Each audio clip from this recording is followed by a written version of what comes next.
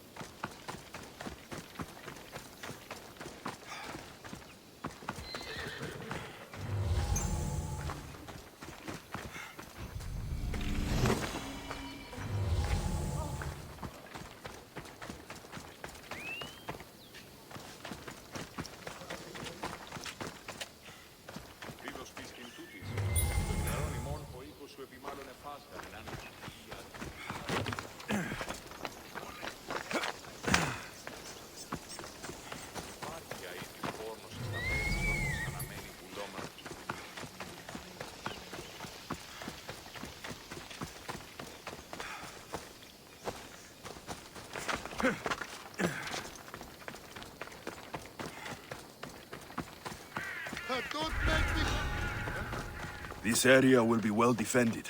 What's happening over there?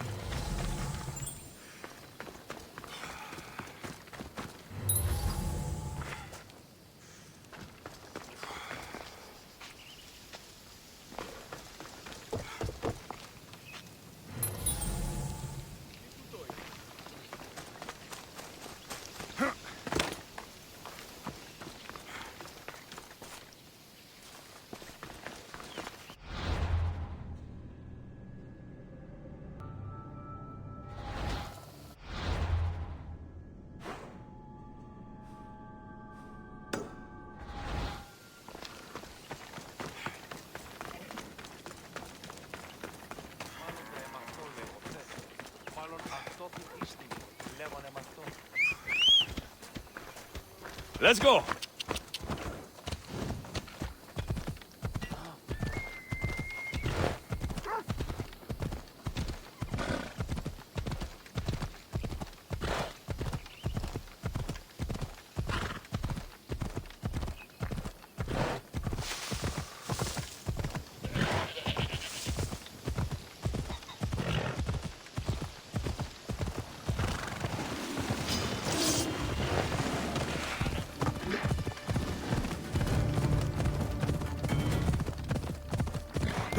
Yeah!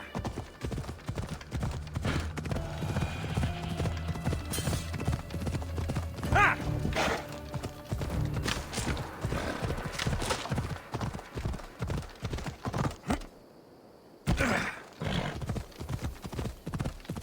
I don't want to be spotted here.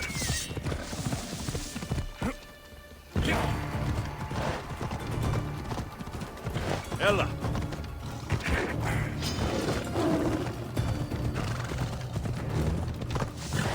Ella!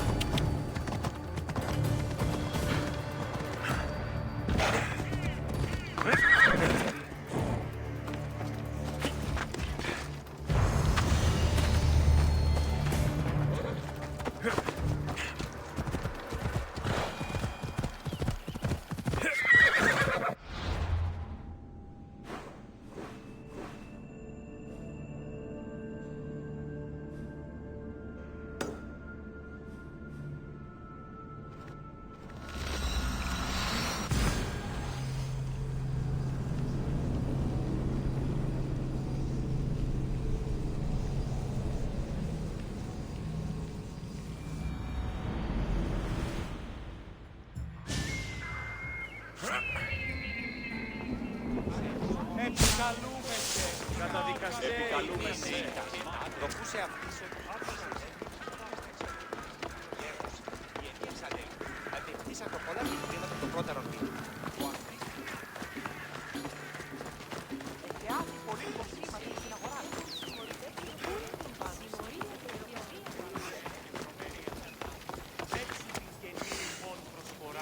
Εκλιπαρούμε του ελαίου γιατί του ηχθείως Μίσετε όντως το αμνοσδόκιο του πελάτου και τετεμελιώστε τα σφαίρα.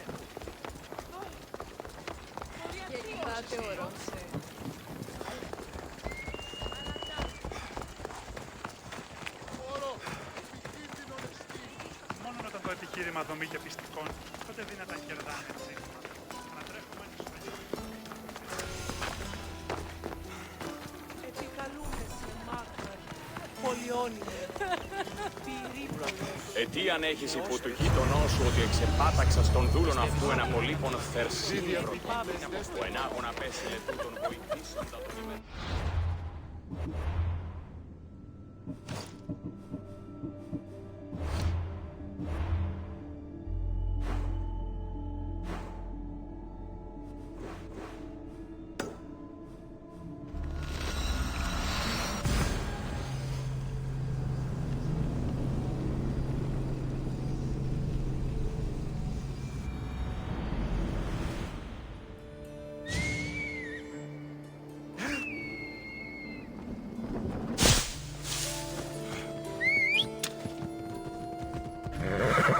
Off we go.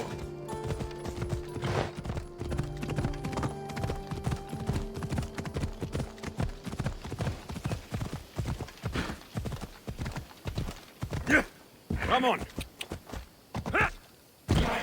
Μέχρι τινός.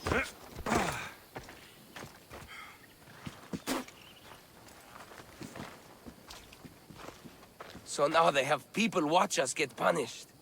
That's a different kind of shame. I'm not here to watch. I just saw you by chance. What you saw was a man who paid his master for freedom, but is being kept a slave. You can do that? My master gave me a price for my freedom, and I saved until I had enough. Now that I've given him the drachmi, he pretends as if the deal never existed. That isn't right. Let me talk to him for you. Really? You do that? My name is Phaedon. I don't know who you are, but surely you were sent by the gods. They must have heard my prayers. They did, and you deserve their help. I can sense something in you. You're special. I like to think so. Gods or not, I'm grateful. My master should be near the silver mine. He's likely overseeing other slaves like myself. Have you always been a slave? Since my youth. I was in the wrong place and born to the wrong family. I've been sold more than once. And you just now got enough to buy your freedom? More like I found a master who was willing to give me that sort of deal. I should have known he'd lie. It was my only hope, and now it's gone. Do you often get whipped like that? More than you know. What did you do? I don't always know. Not working fast enough, looking at someone wrong, asking for water. Sometimes they do it just for fun. I'm not sure how much more I can take. I'll talk to your master and make sure he listens. He's not really the listening type. He will be with me.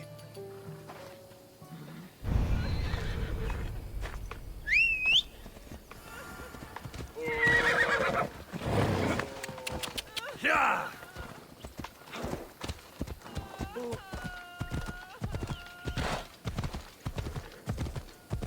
Come on.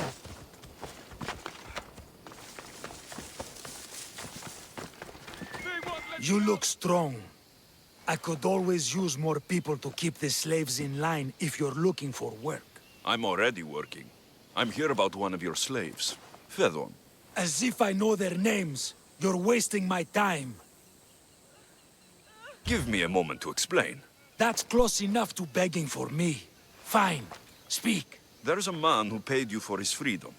He'd like you to follow through on that promise. Doesn't sound familiar. But I'm feeling generous. Do something for me, and I'll give this Phaethon his freedom. What is it? There's a woman I'd like you to kill. It'll leave her family to fend for themselves. But the cult of Cosmos needs it done. You're a member of the cult? If that's true, then you know who I am. You're smarter than they make you out to be, Eagle Bearer. Tell me why I shouldn't just kill you now. You could. Of course, if I'm killed, the slave stays that way. And I'm the only one who knows where his papers are. Why does this woman need to die? Oh, I'm sorry. I didn't realize you needed to know that. Wait, you don't. Fedon said you already broke your promise once. This better not be another of those times. Look around. I have plenty of slaves. In exchange for the woman's death, I can let one go. Most people prefer to keep their cult status a secret. You can't do a thing about it if you want to help whatever his name is. Also, it adds a bit more fun to the situation, don't you think? I'll be on my way. Kill the woman or not, it's your choice. But if you want your slave friend to go free, it's the only way. One person's freedom is another's demise.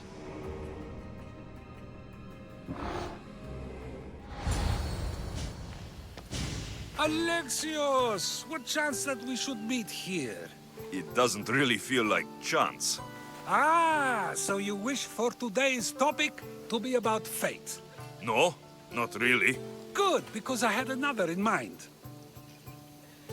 Attika is large, yet fate keeps bringing us together. Ah, you're trying to bring us back to fate once again. I won't let you avoid answering my questions, though. So how much did you overhear? Oh, all of it. You have a difficult choice to make, clearly. How much is the freedom of one person worth? Do you believe one life is worth more than another? People aren't equal, even if we wish it were true. So, you would say, for example, that your life is worth more than another's. Then, would you also say that there are some who are more worthy of life than yourself?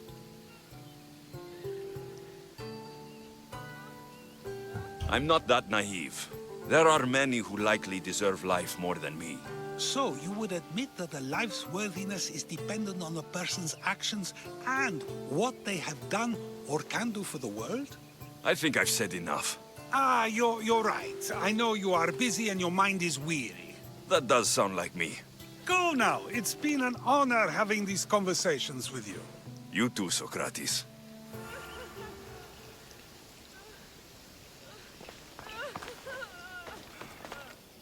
What is it? I'm not going to kill someone so you'll free Fedon when he should have been already. Fine. I'll find someone else to kill her, and Fedon will remain my slave. I'll be sure he receives a grand reward for wasting so much of my time.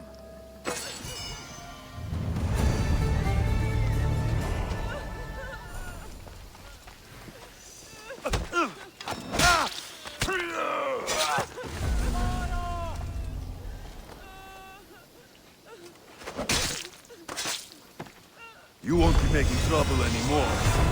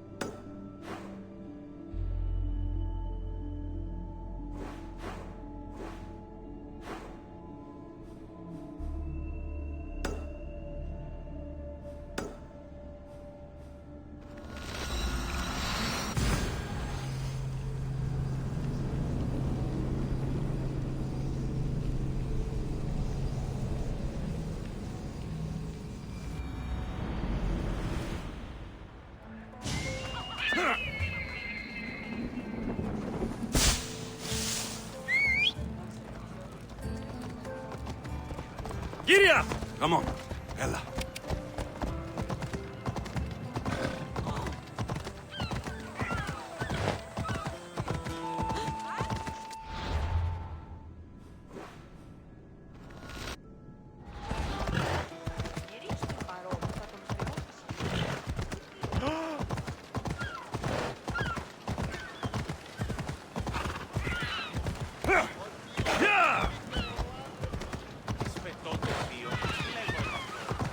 So many boats.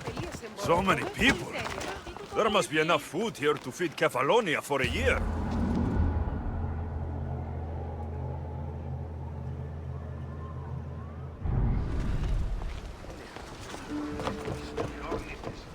I posted the quest on the ship's board. I have a good feeling about this one. Welcome back! There's a message for you on the board. Came from the Vilos Islands. One of the cultists is there, Alexios. His name is Potharkis. You reading my messages, Varnavas? I may have taken a peek.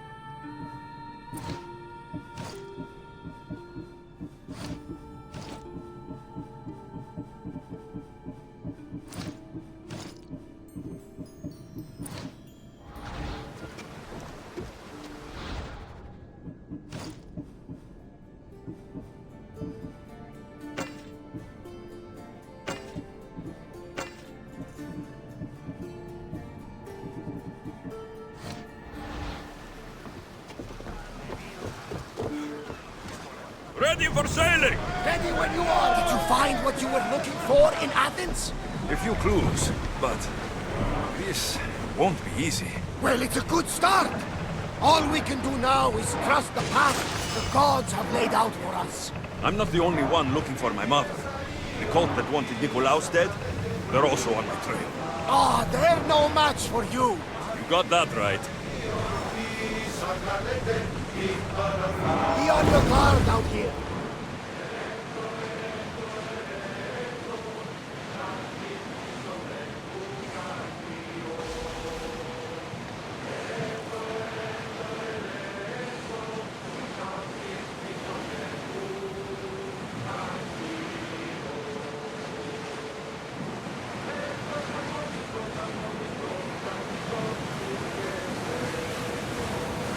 Get that sail up!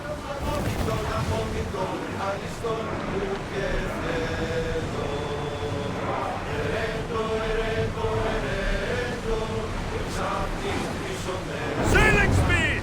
We should pick up that salvage. Raise the sail!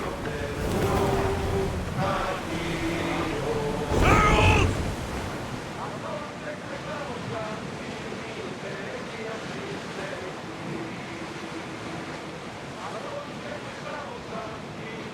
Start throwing!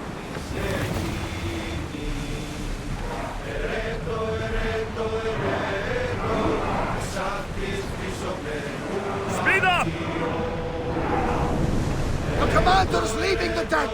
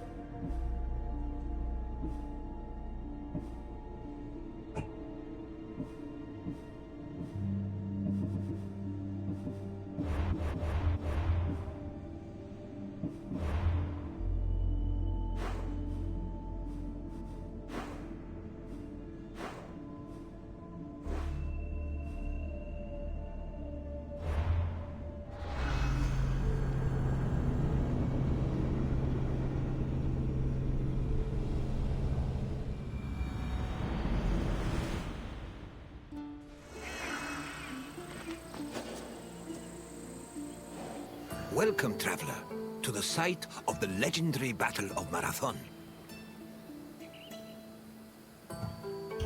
It's truly incredible that such a small place would have such tremendous significance. But then again, even the tiniest pebble can send ripples through the water. Marathon was the location of one of the greatest battles in Greek history. It was here where Athenians made a stand against the might of an imposing Persian fleet. Your visit will take you through the causes of the conflict, the battle itself, and its far-reaching consequences. I will see you again once you're through. Farewell for now.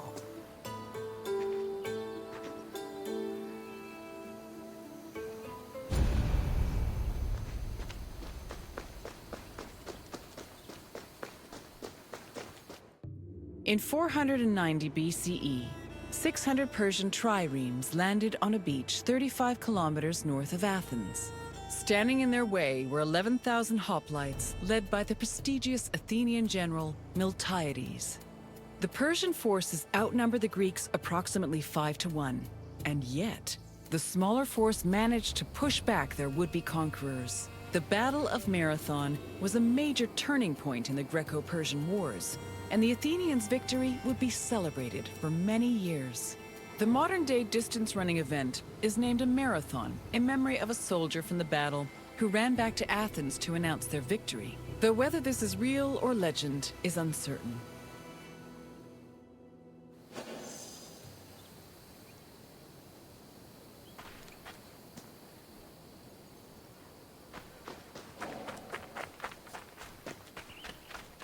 The Persians wanted to invade Greece in part due to its rich silver mines. In 545 BCE, they came closer to this goal after their victory over Croesus, the king of Lydia. The victory forced some Greek populations in Asia Minor to surrender and gave the Persians a solid foothold to carry out a large-scale invasion. In 494 BCE, the city of Miletus revolted against its Persian rulers. They were aided by Athens and the nearby city of Eretria, and even burned down an important Persian temple. The Persian king Darius was enraged by their sacrilege, and in 491 BCE, sent messengers to the Greek cities demanding their submission. Athens and Sparta killed the Persian messengers, goading Darius to invade. The Persians began their attacks, first capturing the city of Naxos and enslaving its inhabitants, then taking the city of Eretria. Filled with confidence from their string of victories, the Persians set their sights on Athens.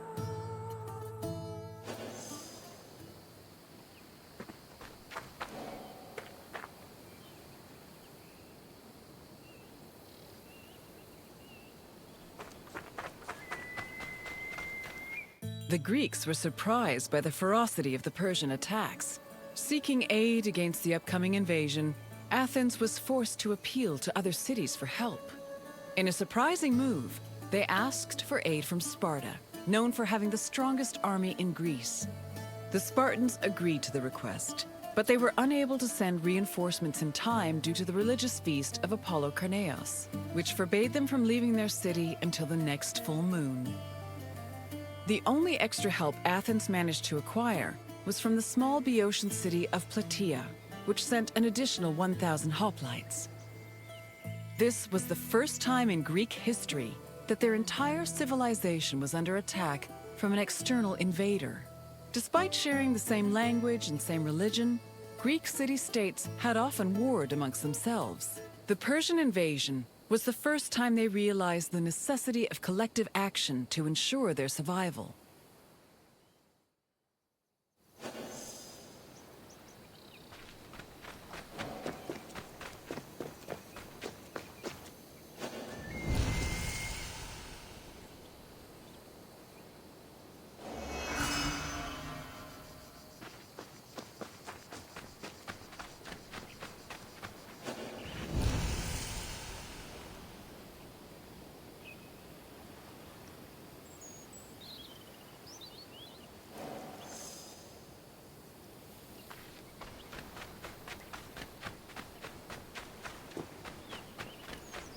The Persian fleet originally planned to land at the port of Phaleron. However, the exiled Athenian tyrant Hippias, who sided with the Persians, advised them to land at Marathon instead, where it would be easier to deploy cavalry. The Athenians were unaware of the Persian battle plans and left Marathon undefended. This allowed the Persians to quietly set up camp on the beach, while Athens scrambled to mount a defense.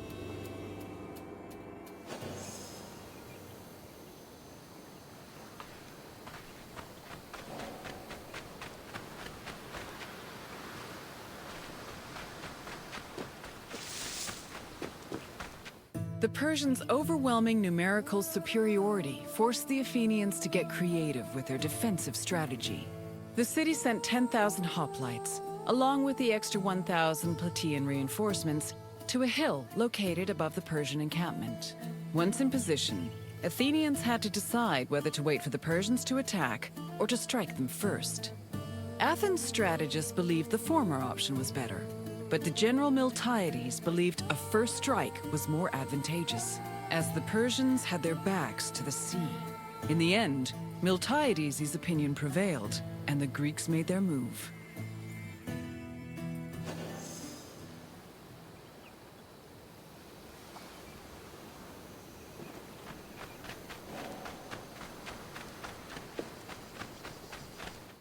According to Herodotus, the Greek forces charged at the Persians without archers or cavalry. The Persians were unprepared for what they saw as an act of madness. While they were able to hold the Greeks back at first, they were eventually pushed back to their ships and forced to retreat. The Persians suffered heavy losses during the battle, with approximately 6,400 casualties. The Athenians, on the other hand, only lost 192 soldiers.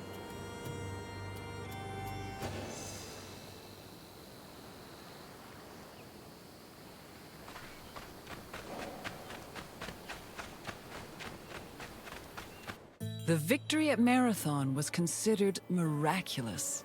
The Greeks attributed this miracle to the appearance of legendary heroes who they allegedly saw return from the dead to fight at their side in defense of the city. For example, several Athenians swore they saw the mythical king Theseus take up arms at Marathon, a scene which would later be depicted in Athens' Agora. Similarly, some hoplites attested that Heracles appeared at Marathon, clad in his lion's skin and wielding a club. The supposed appearance of these heroes helped elevate the Battle of Marathon to a legendary status among the Greek people.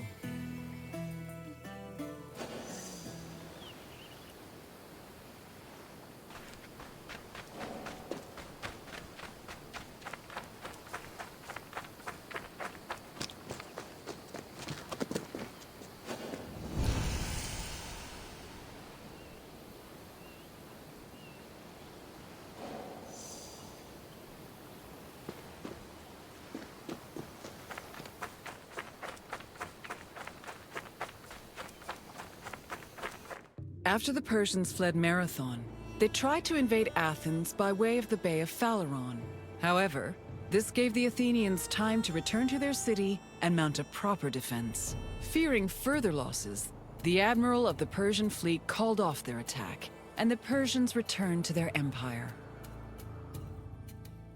Darius was furious at the campaign's failure and decided to seek vengeance in a retaliatory expedition from both land and sea. Meanwhile, Sparta begrudgingly congratulated Athens on their victory.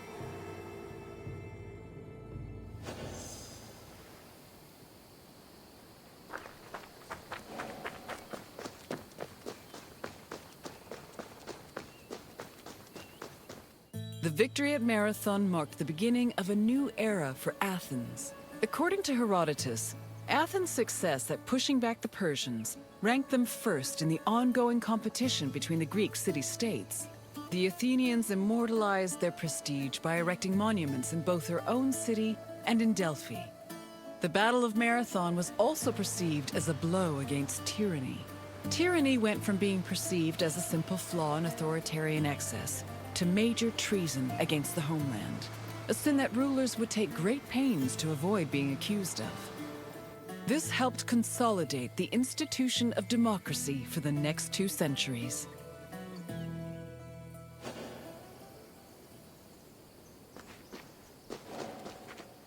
I hope you enjoyed this look into the famous Battle of Marathon. It was not only a major turning point in the history of Athens, but also for all of Greece. Its repercussions would be felt for many years to come. Is there anything else you'd like to do?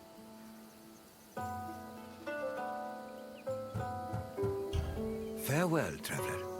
I hope to see you again soon.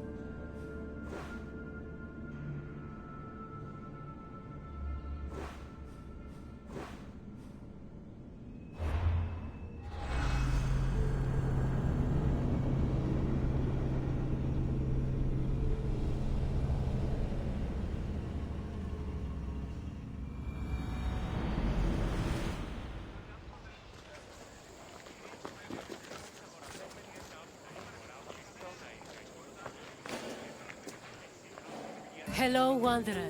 May I introduce you to the Keramikos, the kiln that warms all of Athens' pottery. My name is Aspasia.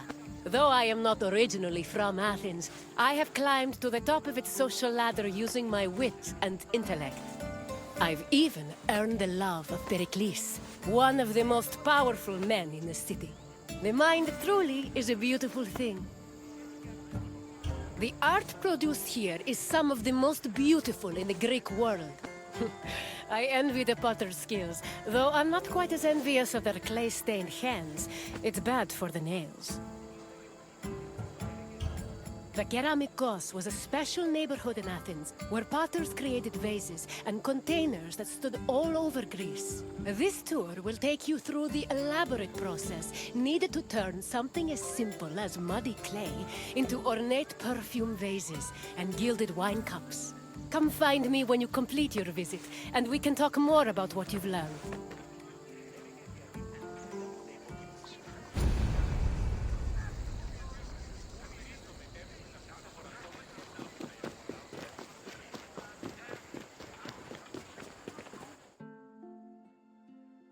The Kerameikos was a large, sprawling area northwest of Athens' Acropolis. While part of it was used as a graveyard, it was also dedicated to the creation of pottery.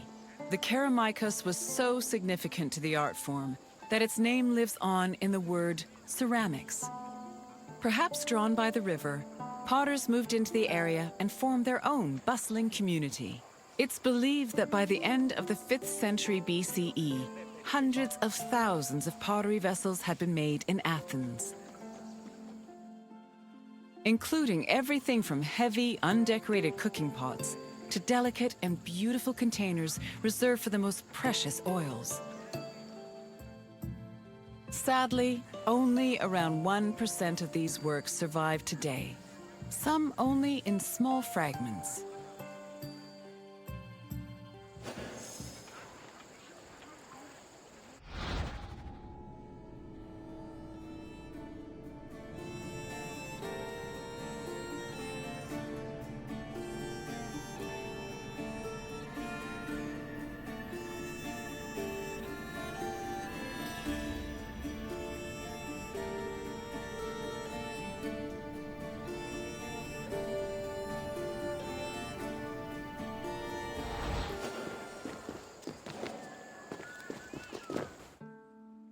Raw clay from a river was hardly fit for a potter's wheel.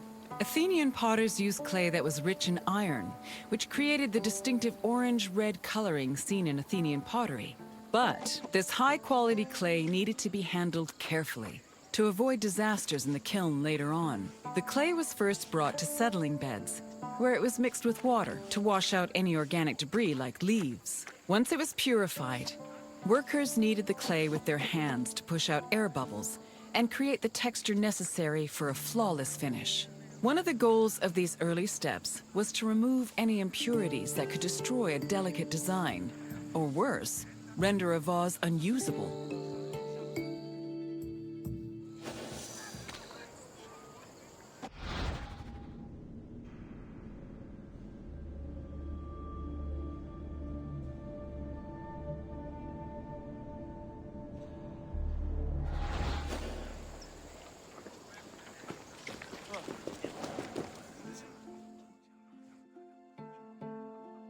Once the clay was cleaned, it was up to the potter to shape it into a vase by spinning it on a wheel or pressing it into a mold. Their choice depended on what shape they wanted for the vase, but they also considered the possible scope of its decoration. Potters did not work alone. A workshop might have had many people working together on different aspects of production. Potters collaborated with many different painters for decorating their creations. Some of these painters even became potters themselves. All in all, a single vase could be worked on by many different artists, with each one focusing on a different aspect of its design.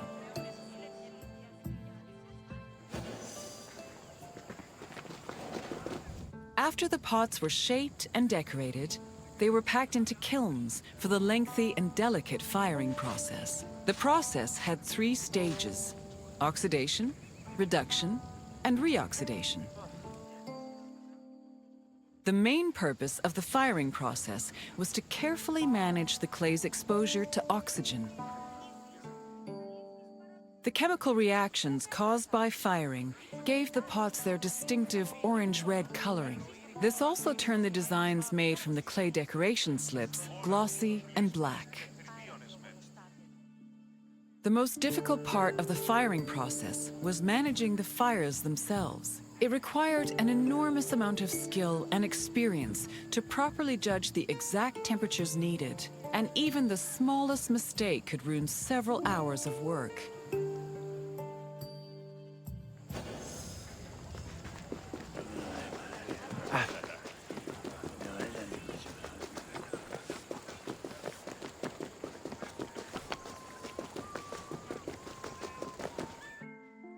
Vases could be decorated in all sorts of ways. Before 530 BCE, Athenian vases were decorated using the black figure technique, where figures and designs were painted as dark silhouettes. At the end of the 6th century BCE, painters created a new technique called red figure. an inversion of the painting process that left the figures in red and the background in black. This gave the artist more freedom to better explore details like muscles and individual locks of hair. Designs were sketched onto the bare surface of the pot using a thin, sharp tool. Thin relief lines, which helped define subtle elements like facial features, were added using a brush made of a few stiff hairs. More elaborate vases were sometimes gilded, but these decorations were so delicate, they were most likely only added after the firing process.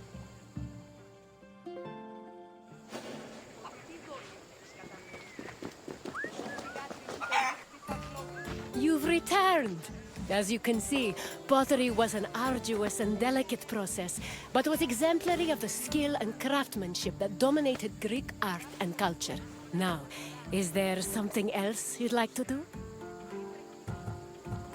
Then we must part ways, at least for now. Farewell, wanderer.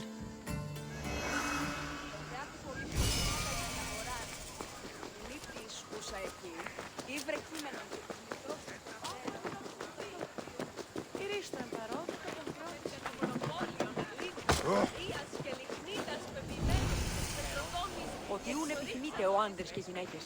Δύναμε φέρει. Ή λυπήστε. Πού και βρίσκεται. Ω ναι, εν θέσμε. Δέσποινε και κύριοι πολύ πρέπει. Έχουμε εξητώσει.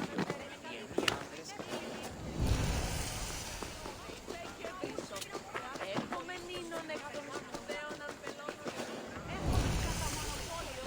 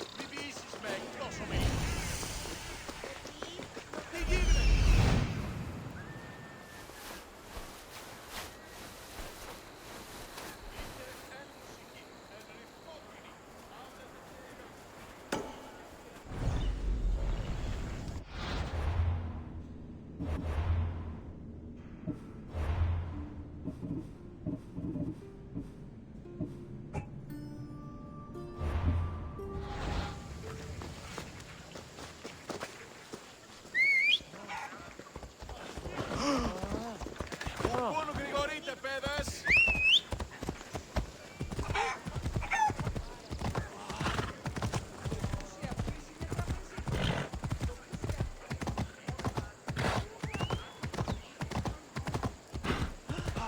Θεής προελέλυμπτο με γεγονένε πτωχόν.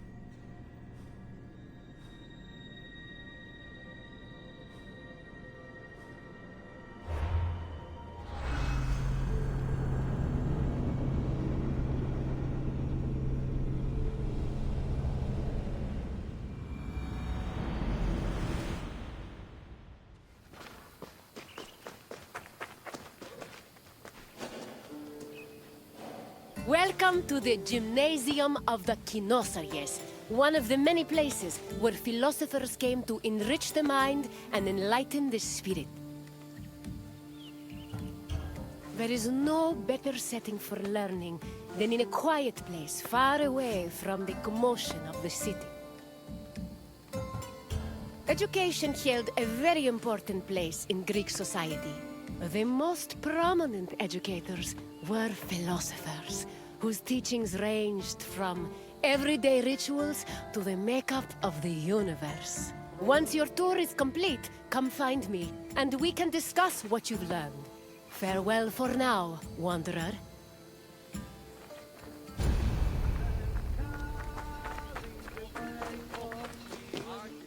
Philosophy comes from the Greek word philosophia, or love of wisdom.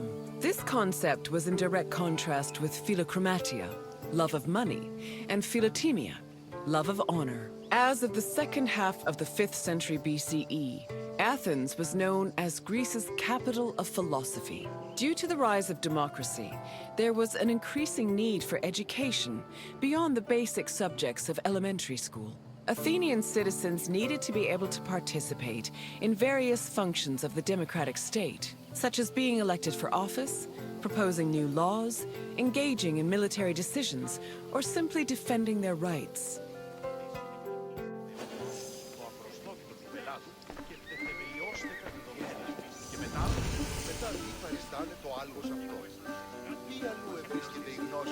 Originally, Athens had no official school buildings for higher education. Sophists and philosophers taught either in private homes or in public spaces like the theater. To recruit young pupils for long-term curricula, they also held classes in gymnasia, where young Athenians underwent physical training. The Cynosarges was a sanctuary to Heracles, located in the south suburb of Athens.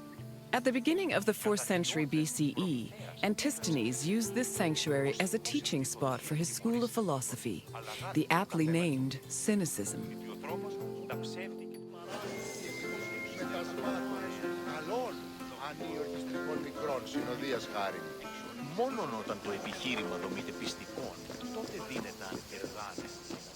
Any free citizen was allowed to involve themselves in the Athenian democratic process.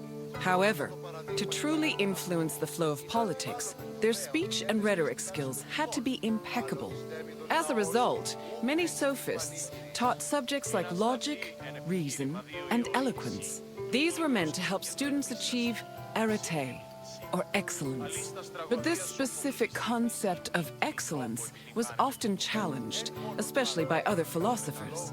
For example, Plato, Socrates, and Isocrates preferred a more moral approach and argued that rhetoric should be used as a means to serve the greater good. Socrates and Plato went even further, declaring that philosophy and wisdom were not only useful tools, but also ethical virtues.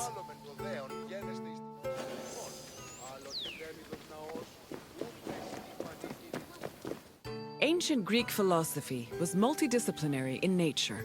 In addition to wisdom and logic, philosophers also studied and taught math, geometry, music theory, and even medicine. For example, the philosopher Prodicus wrote a treatise called On Human Nature, where he outlined various explanations on human physiology. Philosophy's influence was also great enough to affect medicine. Hippocratic physicians were known to incorporate philosophical ideas into their work, and the treatise On Airs seems to be influenced by pre-Socratic theories on air being the first principle of the universe.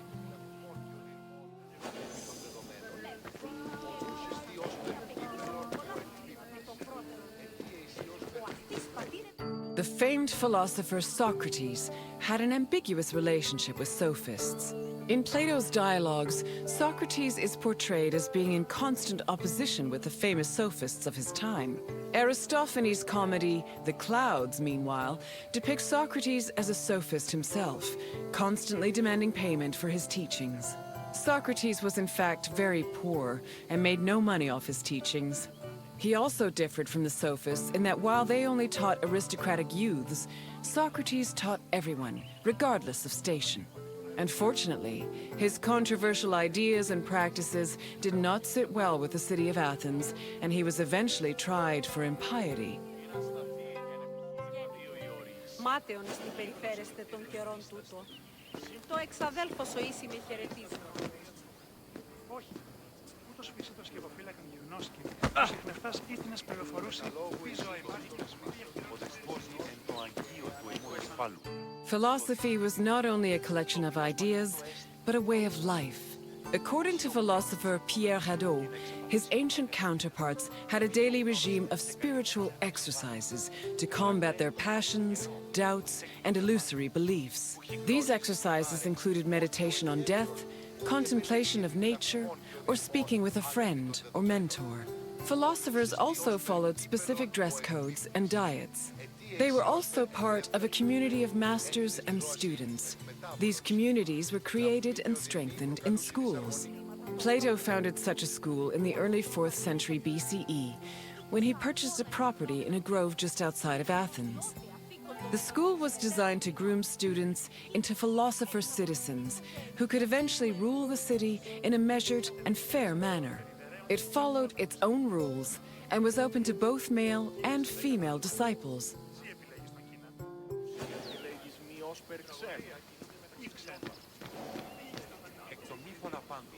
I can tell by the crease in your brow that you're already puzzling over the new things you've learned.